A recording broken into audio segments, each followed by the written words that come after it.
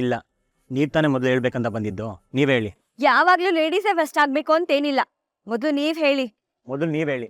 ನೀವ್ ಹೇಳಿ. ನೀವ್ ಹೇಳಿ. ನೀವು. ನೀವು. ಓಕೆ, ಇಬ್ರು ಒಟ್ಟಿಗೆ ಹೇಳೋಣ. 1 2 3. ಥ್ಯಾಂಕ್ಸ್.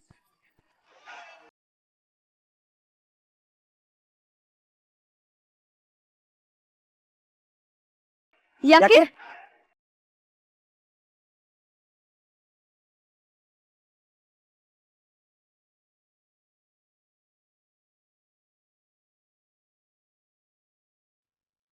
ನಾನು ಏನು ಕೇಳ್ದೆ ಇದ್ರು ನೀವೇ ಅರ್ಥ ಮಾಡ್ಕೊಂಡು ನನ್ನ ಈ ಮದ್ವೆಯಿಂದ ಬಚಾವ್ ಮಾಡಿದೀರಾ. ಅದಕ್ಕೆ ತುಂಬಾ ಥ್ಯಾಂಕ್ಸ್. ನಿಮ್ ಥ್ಯಾಂಕ್ಸ್ ಅಕ್ಸೆಪ್ಟೆಡ್. ಈಗ ನೀವ್ ಹೇಳಿ, ನೀವ್ಯಾಕೆ ನನಗೆ ಥ್ಯಾಂಕ್ಸ್ ಹೇಳ್ತಿದ್ದೀರಾ? ನನಗೆ ಗೊತ್ತಿರೋ ಹಾಗೆ ನೀವ್ ನನಗ್ ಥ್ಯಾಂಕ್ಸ್ ಹೇಳೋ ಅಂತದ್ದು ನಾನೇನು ಮಾಡಿಲ್ಲ. ಕೆಲವೊಂದ್ಸಲ ನಾವೇನ್ ಮಾಡಿದೀವಿ ಅಂತ ನಮ್ಗೆ ಗೊತ್ತಿರಲ್ಲ ಮುನಿಯಮ್ಮ. ಆದ್ರೆ ಇವತ್ತು ನಿಮ್ಮಿಂದಾಗಿ ನಮ್ಗೆ ತುಂಬಾ ಸಿಕ್ಕಿದೆ. ಒಳ್ಳೆ ಫೀಲ್, ಲೈಟ್ ಹಾರ್ಟ್, ಈ ಗಾಳಿಲಿ ತೇಲಾಡ್ತಿರೋ ಫೀಲ್. ಅದಕ್ಕೆ ಥ್ಯಾಂಕ್ಸ್ ಹೇಳಿದ್ದು. ನನಗೆ ಅರ್ಥ ಆಗ್ತಿಲ್ಲ. ನನ್ನ ಥ್ಯಾಂಕ್ಸು ನಿಮ್ಮ ಸಿಂಪಲ್ ಇಲ್ಲ ಬಿಡಿ ಮುನಿಯಮ್ಮ. ಅದಕ್ಕೆ ಸ್ವಲ್ಪ ದೊಡ್ಡ ವಿವರಣೆನೇ ಕೊಡ್ಬೇಕಾಗತ್ತೆ. ಪರವಾಗಿಲ್ಲ, ಹೇಳಿ. ನಿಮಗೆ ಗೊತ್ತಿಲ್ಲ ಕಣ್ರಿ, ನಮ್ಮಪ್ಪ ನೀನು ಯಾವುದಕ್ಕೂ ಲಾಯಕ್ಕಿಲ್ಲ, ನೀನು ಯೂಸ್ಲೆಸ್ ಅಂತ ಬೈತಿದ್ರು. ಆದರೆ ನಮ್ಮಮ್ಮ ನನ್ನ ಅತಿಯಾಗಿ ಪ್ರೀತಿ ಮಾಡ್ತಿದ್ರು. ನಾನು ಅದರಿಂದನೇ ಹಾಳಾದೆ ಅಂತ ನಮ್ಮ ಅಪ್ಪಗೆ ವಾದ. ನಾನು ಅಷ್ಟೇ ರೀ, ಲೈಫಲ್ಲಿ ಇಷ್ಟೆಲ್ಲ ಸೀರಿಯಸ್ ಆಗಿರಲಿಲ್ಲ, ಚಿಲ್ಲಾಗಿರ್ಬೇಕಂತ ನಾನು ಎಲ್ರಿಗೂ ಸ್ಪೀಚ್ ಕೊಡ್ತಿದ್ದೆ. ಆದರೆ ಈ ಒಟ್ಟಾರಕ್ಕೆ ಬಂದಮೇಲೆ ಎಲ್ಲ ಚೇಂಜ್ ಆಯ್ತು ರೀ. ನಿಮ್ಮನ್ನು ನೋಡಿದೆ, ಹೆಣ್ಮಗ್ಳಾದರೂ ಮನೆ ನಡ್ಸೋಕ್ಕೆ ಎಷ್ಟೆಲ್ಲ ಒದ್ದಾಡ್ತಿದ್ರಿ, ಲೈಫನ್ನು ಎಷ್ಟು ಸೀರಿಯಸ್ ಆಗಿ ತೊಗೊಂಡಿದ್ದೀರಿ. ನೀವು ಒಂಥರ ನನಗೆ ಇನ್ಸ್ಪಿರೇಷನ್ ಆಗ್ಬಿಟ್ರಿ ಗೊತ್ತಾ. ಆದರೆ ಯಾವಾಗ ನಿಮಗೆ ತೊಂದರೆ ಆಗತ್ತೆ ಅಂತ ಗೊತ್ತಾಯ್ತೋ ಅವಾಗ ನಿಮಗೋಸ್ಕರ ನಿಂತ್ಕೋಬೇಕು ಅಂತ ಅನ್ನಿಸ್ತು ರೀ.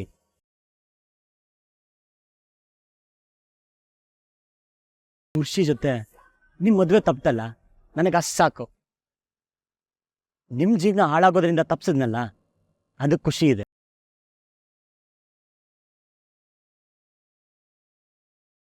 ವಾವ್, ಇದೊಂಥರ ಮ್ಯಾಜಿಕಲ್ ಫೀಲಿಂಗ್ ರೀ.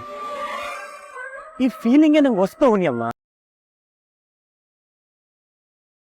ಅದಕ್ಕೆ ಥ್ಯಾಂಕ್ಸ್ ಇಲ್ಲ. ಯಾಕೆ? ಯಾಕೆ ಅಂದರೆ ಈ ಹೊಸ ಅನುಭವ ಕೊಟ್ಟಿದ್ದಕ್ಕೆ. ನಾನು ವೇಸ್ಟ್ ಬಾಡಿ ಅಲ್ಲ, ನಾನು ಹೋಪ್ಲೆಸ್ ಅಲ್ಲ, ನಾನೇನೋ ಜೀವನದಲ್ಲಿ ಸಾಧಿಸ್ಬೋದು ಅಂತ ತೋರಿಸ್ಕೊಟ್ಟಿದ್ದಕ್ಕೆ.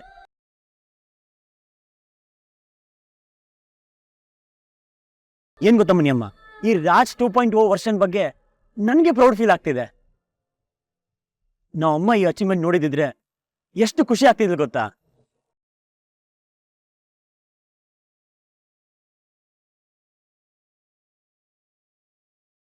ರಾಜ್, ನಾನು ಮತ್ತೇನೋ ನಿಮಗೆ ಹೇಳಬೇಕು. ನಾನು ಹೇಳಬೇಕು. ಒಟ್ಟಿಗೆ ಹೇಳೋಣ. ಸಾರಿ. ಏನ್ರಿ ಇದು, ಇಬ್ರು ಒಟ್ಟೊಟ್ಟಿಗೆ ಒಂದೇ ವಿಷಯ ಮಾತಾಡ್ತಾ ಇದೀವಿ. ಮ್ಯಾಜಿಕ್ ಅಂದ್ರೆ ಇದೆ ಅನ್ಸುತ್ತೆ. ಕೆಲವೊಂದ್ಸಲ ಈ ಥರ ಕೋಇನ್ಸಿಡೆನ್ಸ್ ಆಗ್ತಾನೆ ಇರುತ್ತೆ ಬಿಡಿ. ಅದ್ ಸರಿ, ನೀವ್ಯಾಕೆ ಸಾರಿ ಅಂದ್ರಿ? ನಿಮ್ ಕಪಿ ಬುದ್ಧಿ ಹಿಂದೆ ಇರೋ ಒಂದ್ ಒಳ್ಳೆ ಉದ್ದೇಶನ ಅರ್ಥ ಮಾಡ್ಕೊಳ್ದೆ ನಿಮಗ್ ಬೈದ್ಬಿಟ್ಟೆ. ಬರೀ ಬೈದಿದ್ದಲ್ಲ, ಬಿಟ್ರೆ ಲುಕ್ಕಲ್ಲೇ ಕೊಂದ್ಬಿಡ್ತಿದಿರಿ. ಅದೇನ್ರಿ ಇದು, ಬಾಯ? ಇಲ್ಲ, ಬೊಂಬಾಯಿ. ಮದ್ವೆ ಮಂಟಪದಲ್ಲಿ ಜೀವ ಕೈಯಲ್ಲಿ ಹಿಡ್ಕೊಂಡು ಕೂತಿರೋ ಹುಡುಗಿ ಇನ್ನೊಂದು ಕಾಮಿಡಿನ ಮಾಡಕ್ಕಾಗುತ್ತೆ? ಒಟ್ನಲ್ಲಿ ಎಲ್ರ ಮುಂದೆ ನನ್ನನ್ನು ಕಾಮಿಡಿ ಪೀಸ್ ಮಾಡ್ಬಿಟ್ರಿ. ನಿಜಾನೇ. ಅನ್ಯವಾಗಿ ನಿಮಗೆ ಬುದ್ಧಿ ಇದೆ ಅಂತ ಅನ್ಕೊಬಿಟ್ಟಿದ್ದೆ. ಆದ್ರೆ ನೀವ್ ನೋಡಿದ್ರೆ ಆತ್ರಿಗೆ ಆಂಜನೇಯನ್ ಥರ ಆಡಿದ್ರಿ. ಅದಕ್ಕೆ ಸಾರಿ ಕೇಳ್ತಿರೋದು. ನನ್ನ ಲೈಫೇ ಹಾಳಾಗೋಗ್ತಿತ್ತು, ಆದ್ರೆ ನೀವು ಕಾಪಾಡ್ಬಿಟ್ರಿ. ಅಯ್ಯೋ ಬಿಡ್ರಿ ಮುನಿಯಮ್ಮ, ಅದಕ್ಕೆ ಯಾಕೆ ಇಷ್ಟು ಫೀಲ್ ಮಾಡ್ಕೋತೀರಾ? ನೀವು ನನ್ನ ಫ್ರೆಂಡು, ಲೈಫ್ ಹಾಳಾಗಕ್ಕೆ ನಾನು ಬಿಡ್ತೀನೇನ್ರಿ?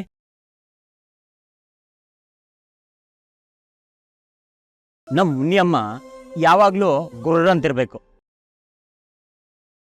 ಅದು ಬಿಟ್ಟು ಅಳ್ಮುಂಜಿ ಆದರೆ ಚಿಚಿ ಒಂಚೂರು ಚೆನ್ನಾಗಿ ಕಾಣಲ್ಲ. ನಾನಿದ್ದು ನಿಮ್ಗೆ ಅನ್ಯಾಯ ಆಗೋದನ್ನ ನೋಡ್ಕೊಂಡು ಸುಮ್ಮನೆ ಇರ್ತೀನಿ ಅಂತ ಹೇಗ್ರಿ ಅನ್ಕೊಂಡ್ರಿ?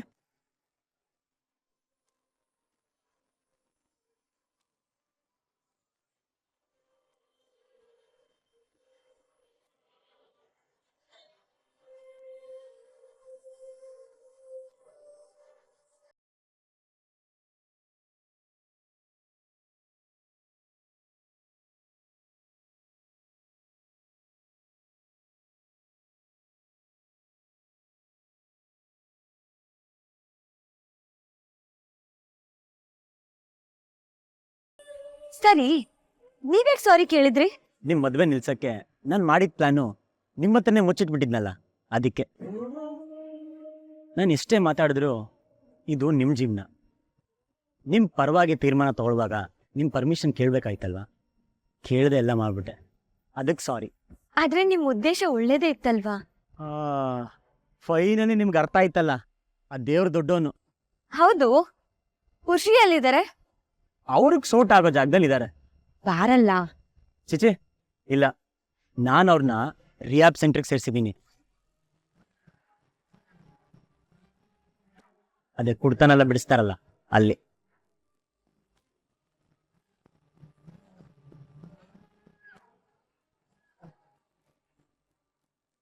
ಯಾಕ್ರಿ ಹಂಗ್ ನೋಡ್ತಿದ್ದೀರಾ? ಆದ್ರೆ ಅದಕ್ಕೆ ಅವ್ರು ಒಪ್ಪದ್ರಾ? ಆಹಾ, ಯಾಕೆ ಹುಡ್ಕ ಅಲ್ಲಿಗೆ ಹೋಗೋಕೆ ಒಪ್ತಾನೆ?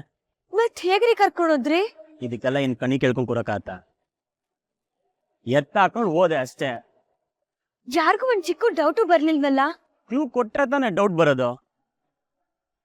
ನನ್ನ ಫ್ರೆಂಡ್ ಆಗಿರೋ ನಿಮಗೆ ನನ್ನ ಪ್ಲಾನ್ ಅರ್ಥ ಆಗಿಲ್ಲ. ಮತ್ತೆ ಅವ್ರು ತಪ್ಪಿಸ್ಕೊಂಡ್ ಬಂದ್ಬಿಟ್ರೆ? ರೀ, ತಪ್ಪಿಸ್ಕೊಂಡ್ ಬರಕ್ಕೆ ಅದೇನು ಕಾಲೇಜ್ ಕಾಂಪೌಂಡಾ? ರಿಯಾಬ್ ಸೆಂಟರ್, ಫುಲ್ ಸೆಕ್ಯೂರಿಟಿ ಇರುತ್ತೆ. ಯಾರ್ದು ಪರ್ಮಿಷನ್ ಇಲ್ದೆ ಅದ್ ಹೇಗ್ರಿ ರಿಹಾಬ್ ಸೆಂಟರ್ಗೆ ಸೇರ್ಸ್ಕೊತಾರೆ? ಎಲ್ರೂ ಪರ್ಮಿಷನ್ ಕೊಟ್ರಲ್ಲ. ಪಕ್ಕಾ ಪ್ಲಾನ್ ಮಾಡಿ ಎಲ್ಲರ ಹತ್ರ ಸೈನ್ ತಗೊಂಡೇ ಕಳಿಸಿದ್ದೀನಿ.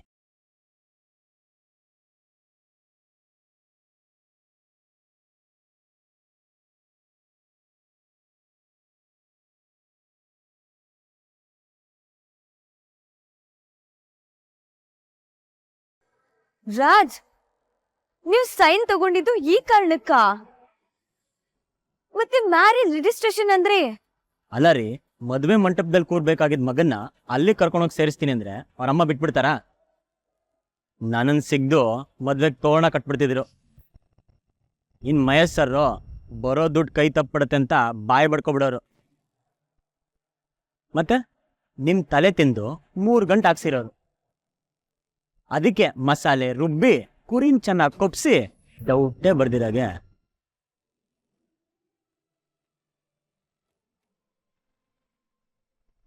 ನಿಜ ಹೇಳ್ಬೇಕು ಅಂತಂದ್ರೆ ನೀವ್ ಅವ್ರನ್ನ ಬಲಿ ಕೊಟ್ಟಿಲ್ಲ, ನೀವು ಒಳ್ಳೇದೇ ಮಾಡಿದೀರಾ. ಕೆಟ್ಟವರಿಗೂ ಒಳ್ಳೇದಾಗ್ಲಿ ಅನ್ಕೋತಿದ್ದೀರಲ್ಲ, ಎಷ್ಟು ಒಳ್ಳೆ ಮನ್ಸು ನಿಮ್ದು ರಾಜ್. ಸುಮ್ಮನೆ ನಿಮ್ ಬಗ್ಗೆ ತಪ್ಪು ತಿಳ್ಕೊಂಡ್ಬಿಟ್ಟಿದ್ದೆ. ಓಯ್ ಮುನಿಯಮ್ಮ, ಏನಾಯ್ತು? ಏನಿಲ್ಲ. ನೋಡ್ತಾರಿ, ಕುರ್ಷಿ ವಾಪಸ್ ಬರ್ಬೇಕಾದ್ರೆ ಜೆಂಟಲ್ಮನ್ ಆಗಿ ಬರ್ತಾರೆ. ಡೋಂಟ್ ವರಿ, ಇದರಿಂದ ಎಲ್ರಿಗೂ ಒಳ್ಳೇದೇ ಆಗತ್ತೆ.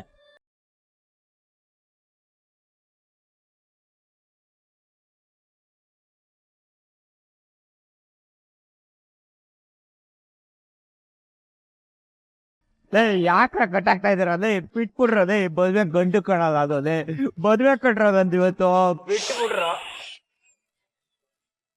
ಮದುವೆಗಿಂತ ಜೀವನ ಮುಖ್ಯ ಅಲ್ವಾ?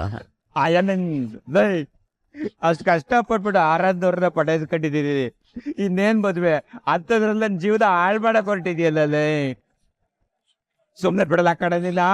ನಮ್ಮಂಗೆ ಹೇಳಿ ರೌಡಿಗಳನ್ನ ಕರ್ಸಿ ನಿನ್ನ ಚೆನ್ನಾಗಿ ಹೊಡ್ತಿ ಕೈ ಕಾಲು ಮುರಿಸಿದ್ರೆ ಬುದ್ಧಿ ಬರೋದು ನಿನಗೆ. Violence is too bad. ನೋಡಿ, ನಿಮ್ಮ ಮನಸ್ಸಿಗೆ ಎಷ್ಟು ಡಿಸ್ಟರ್ಬ್ ಆಗಿದೆ. ಅದನ್ನು ಸರಿ ಮಾಡೋದಕ್ಕೆ ನಾವು ನಿಮ್ಮನ್ನಿಲ್ಲಿ ಕರ್ಕೊಂಬಂದಿರೋದು. ಥೋ ನೀನು ಬಾಕ ಮುಚ್ಚದೆ ನೀನೇನೋ ಸರಿ ಮಾಡೋದಲ್ಲೇ ನಾನು ಸರಿಯಾಗಿ ಇದೀನಿ ಕಣ ಕುಡ್ಕೊಂಬಂದು ಮಾತಾಡ್ತಿರೋದು ನೀನು ತಲೆ ಕೆಟ್ಟಿರೋದು ನಿನಗೆ ಕಣದೇ ಥೋ ಎಲ್ರೂ ನನಗೆ ತಲೆ ಕೆಟ್ಟವನು ಅಂತಾನೆ ಕರೆಯೋದು. ಗೊತ್ತಾಯ್ತಾ ಈಗಾರ ಗೊತ್ತಾಯ್ತಾ ನಿಂಗೆ ತಲೆ ಕೆಟ್ಟಿದೆತ್ತ ಬಿಡೋದಲ್ಲೇ ಅವ್ರ ಕಣ್ಣಲ್ಲಿ ಇವರು, ಇವ್ರ ಕಣ್ಣಲ್ಲಿ ಅವರು, ಎಲ್ರೂ ಹುಚ್ಚರೇ. ಯಾಕೋ ಹಿಂಗ್ ತಲೆ ತಿಂತಿದ್ಯಲ್ಲೇ ಆರಾಧವ್ರನ್ನ ಮದುವೆ ಮಾಡ್ಕೊಂಡು ಹೆಂಗೋ ಆರಾಮಾಗಿರ್ತೀನಿ ಕಣ. ಅಲ್ಲ ನಾನು ಕುಡಿಯೋದು ಅವಳಿಗೆ ಪ್ರಾಬ್ಲಮ್ ಇಲ್ಲ, ನಿಮ್ದೇದ್ರೋ ಪ್ರಾಬ್ಲಮ್ಮು. ಆರಾಮಾಗಿರೋದಕ್ಕೆ ಬಿಟ್ಬಿಡ್ರಲ್ಲೇ. ಆರಾಮಾಗಿರ್ಲಿ ಅಂತಾನೆ ನಿಮ್ಮಮ್ಮ ನಿಮ್ಮನ್ನ ಇಲ್ಲಿಗೆ ಸೇರ್ಸಿರೋದು. ಏನ ನವಮ್ಮನ ಏನ್ ಕತೆ ಹೇಳ್ತಾ ಇದ್ಯಾ? We are not storytellers, we are alcohol the editing trainers. ನಮ್ಮಮ್ಮ ನನಗೆ ಹೇಳ್ದೆ ಏನೋ ಮಾಡಲ್ಲ ಅಂತದ್ರಲ್ಲಿ ಎಲ್ಲ ನೀವೇ ಏನೋ ಮಾಡ್ತಾ ಇದ್ದೀರಾ. ಚಿದು ಬಸ್ ಆ ಫೈಲ್ ತೊಂಬ. ಓಕೆ ಬಸ್. ಓದ್. ಪಾರ್ವತಿ ವಿಷಯ ಮದ್ಯಪಾನ ಬಿಡಿಸುವ ಸಲುವಾಗಿ.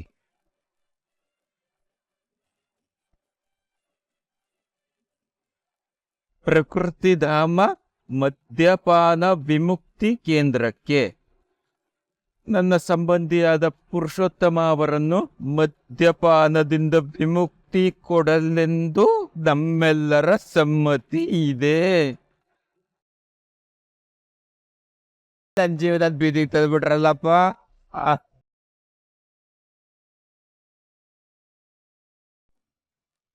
ಎಂತಿ ಪುರುಷೋತ್ತಮನ ಸಂಬಂಧಿಗಳು ಯಾ ನಿಮ್ಮಮ್ಮ. ಮಹೇಶ ಡಾಟ್ ಬ್ರಾಕೆಟಲ್ಲಿ ಮಾವ. ಆರಾಧನಾ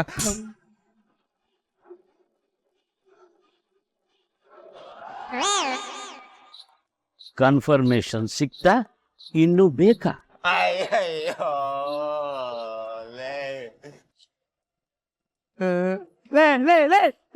ಕಟ್ ಬಿಚ್ಚಿರಲೇ, ಕಟ್ ಹಾಕ್ಬಿಟ್ಟಿರಲೇ ಮಕ್ಕಳೇ, ಬಿಟ್ರಲೇ ನಿಮ್ ಬಕ ಮುಚ್ಚ. ಹೋ ನೀವು ಬರ್ಬಾರ್ದರ ಕಟ್ ಹಾಕ್ಬಿಟ್ರಲ್ಲ ಅದಲ್ಲ ಮಕ್ಕಳೇ. ಯಾಕ್ರಿ, ಏನಾಯ್ತು? ನಾನೇನಾದ್ರೂ ತಪ್ಪು ಮಾಡದ್ನ?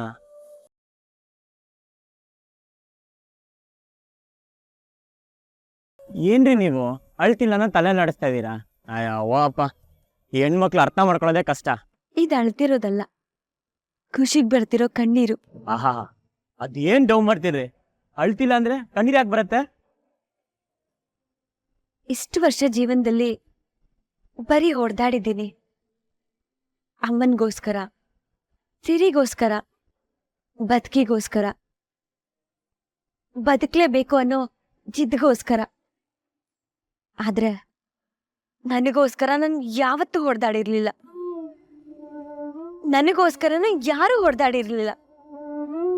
ಆದ್ರೆ ಮೊದಲನೇ ಸಲ ನನ್ನ ಭಾವನೆಗೂ ಬೆಲೆ ಇದೆ ಅಂತ ಹೊಡೆದಾಡಿದ ವ್ಯಕ್ತಿ ಅಂದ್ರೆ ಅದು ನೀವೇ.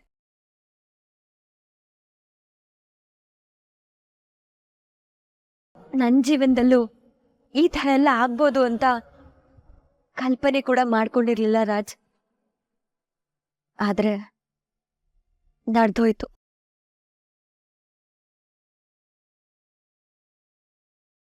ನಿಜವಾಗ್ಲೂ ನನಗೆ ಎಷ್ಟು ಖುಷಿ ಆಗ್ತಿದೆ ಗೊತ್ತಾ? ಆ ಖುಷಿ ಕಾರಣನೇ ನೀವು. ಮದ್ವೆ ಅನ್ನೋ ಕಾರಣಕ್ಕೆ ಜೀವನದ ಮೇಲೆ ಭರವಸೆನೆ ಕಳ್ಕೊಂಡ್ಬಿಟ್ಟಿದೆ ರಾಜ್.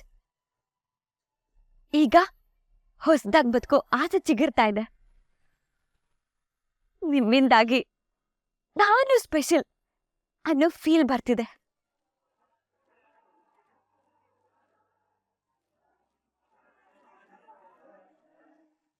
ಓ ಕಾಮ್ ಡೌನ್. ಖುಷಿಗೂ ಅಳ್ಬೇಡ್ರಿ, ಭಯ ಆಗತ್ ನನಗೆ.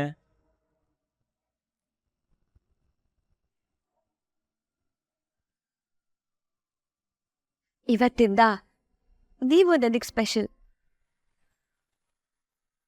ಫ್ರೆಂಡ್ಸ್,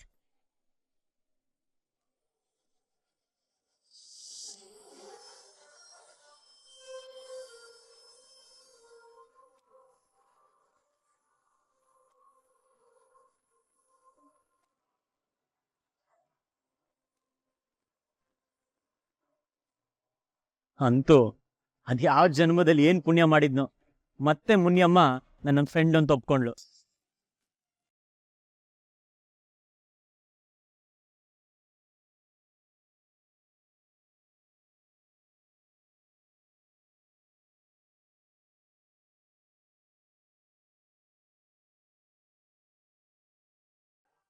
ಯಾಕೆ ಏನಾಯ್ತು?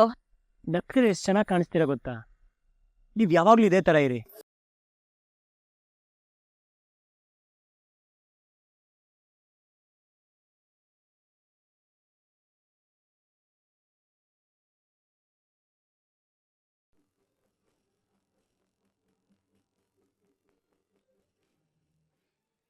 ಯಾಕ್ರಿ ನಿದ್ದೆ ಬರ್ತಾ ಇಲ್ವಾ?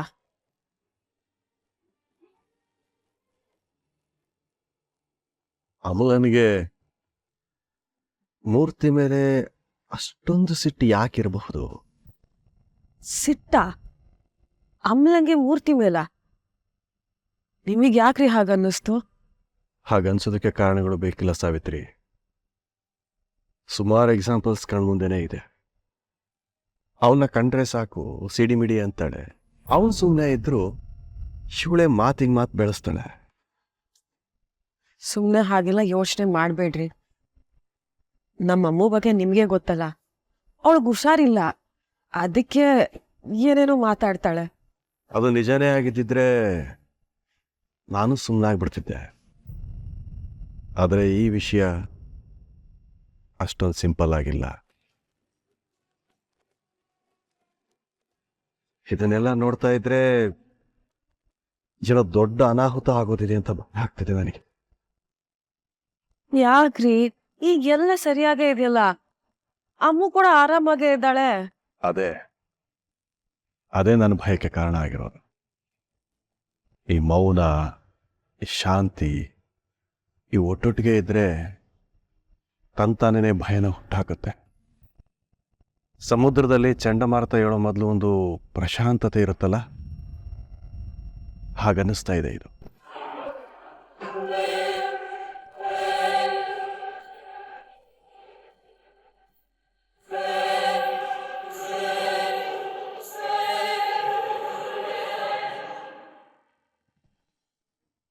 ರಾಜ್ ಒಂದ್ ನಿಮಿಷ. ಯಾಕ್ರಿ ಮುನಿಯಮ್ಮ, ಏನಾಯ್ತು? ನಾವು ಲೇಟಾಗಿ ಬಂದಿದೀವಿ. ಮನೇಲಿ ಯಾರಾದ್ರೂ ನೋಡಿದ್ರೆ ಸುಮ್ಮನೆ ರಾಧ ಅಂತ ಆಗುತ್ತೆ. ಅದ್ರಲ್ಲಿ ನಮ್ಮಿಬ್ರನ್ನ ಒಟ್ಟಿಗೆ ನೋಡಿದ್ರಂತೂ ಅಷ್ಟೆ, ಮುಗೀತು ಕತೆ. ನೋಡಿದ್ರೆ ಏನ್ರಿ ಈಗ? ನಾವ್ಯಾಕೆ ಅವ್ರಿಗೆ ಹೆದರ್ಕೋಬೇಕು? ಅವ್ರ ಬಗ್ಗೆ ಗೊತ್ತಿದ್ದು ಹೀಗೆ ಹೇಳ್ತಿದ್ದೀರಲ್ಲ. ಹಂಗಂತೀರಾ? ಹೌದು, ಮಹೇಶ್ ಸರು ಮತ್ತೆ ಅವ್ರ ಅಕ್ಕ ಹೇಗ್ ಗಲಾಟೆ ಮಾಡಿದ್ರು ಅಂತ ನಿಮಗ್ ಗೊತ್ತಲ್ವಾ? ಈಗೇನು ನಾವಿಬ್ರು ಒಟ್ಟಿಗೆ ಒಳಗಡೆ ಹೋದ್ರೆ ತಾನೇ ನಿಮ್ಗೆ ಪ್ರಾಬ್ಲಮ್ಮು? ಇದೊಳ್ಳೆ ಕಥೆ ಆಯ್ತು ಕಣ್ರಿ ನಿಮ್ದು. ನೋಡಿದ್ರೆ ಒಳ್ಳೆ ಕಿತ್ತೂರು ರಾಣಿ ಚೆನ್ನಮ್ಮ ಅನ್ನೋ ತರ ಬಿಲ್ಡಪ್ ಕೊಡ್ತೀರಾ. ಆಫ್ಟರ್ ಆಲ್ ಆ ಮಹೇಶ್ ಸರ್ಗೆ ಎದುರ್ಕೋತೀರಾ. ಮತ್ತೆ ಮನೇಲಿ ಗಲಾಟೆ ಆಗೋದ್ ಬೇಡ ಅಂತ ಅಷ್ಟೇ. ನೋಡ್ರಿ, ನಾನು ಯಾರಿಗೂ ಎದುರ್ಕೊಳ್ಳಲ್ಲ. ನಿಮ್ ಪ್ರಾಬ್ಲಮ್ ಆಗತ್ತೆ ಅಂದ್ರೆ ನೀವ್ ಹೇಗೆ ಹೇಳ್ತಿರೋ ಹಾಗೆ ಮಾಡೋಣ. ಹೇಳಿ, ಏನ್ ಮಾಡೋಣ? ನನಗೂ ಗೊತ್ತಾಗ್ತಿಲ್ಲ.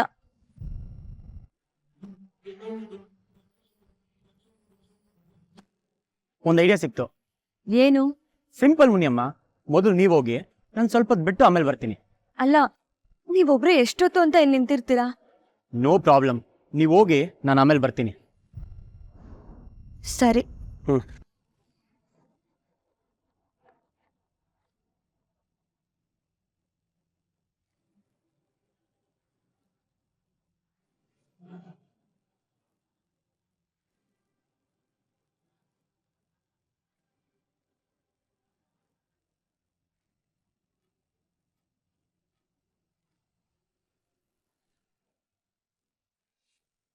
ನನ್ನ ಹೆಂಡತಿ ಮಗಳು ಇಷ್ಟೊತ್ತಲ್ಲಿ ಒಬ್ಬೊಬ್ಬಳೆ ಓಡಾಡ್ತಾ ಇದ್ದಾಳೆ.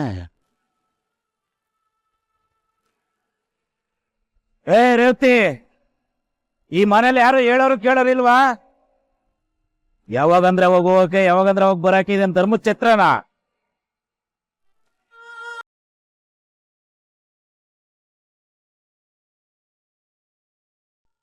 ಅವಳ ಕಿಲಾಡಿನ ಇವಳು.